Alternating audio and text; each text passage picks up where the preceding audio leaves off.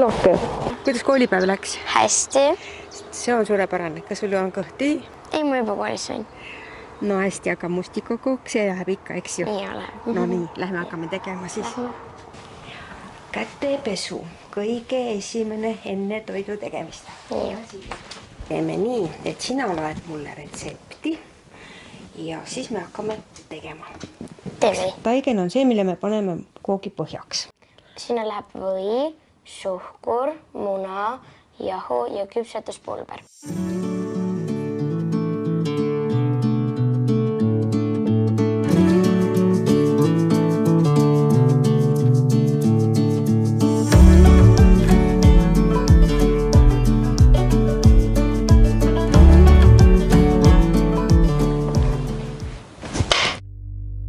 Oi.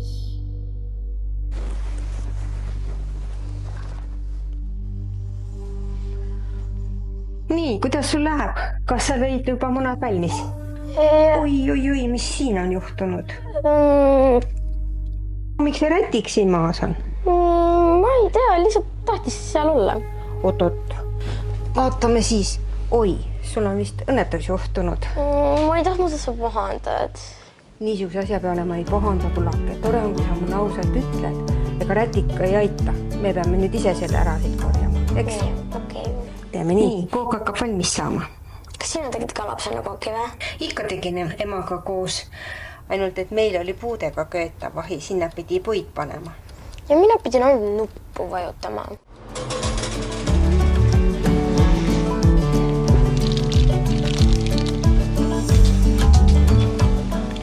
No kuidas sulle maitseb? Väga palju mustikaid on. Kas on sulle, tundub liiga magus? Ei, mulle meeldib magus. See on maailma parim kook. Ja maailma parim lapselaps aitas seda teha. Aitäh sulle, kullake. Ma räägin sellest koolis kõigile.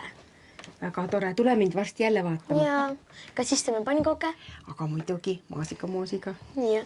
Nägemist, kullake. Nägemist.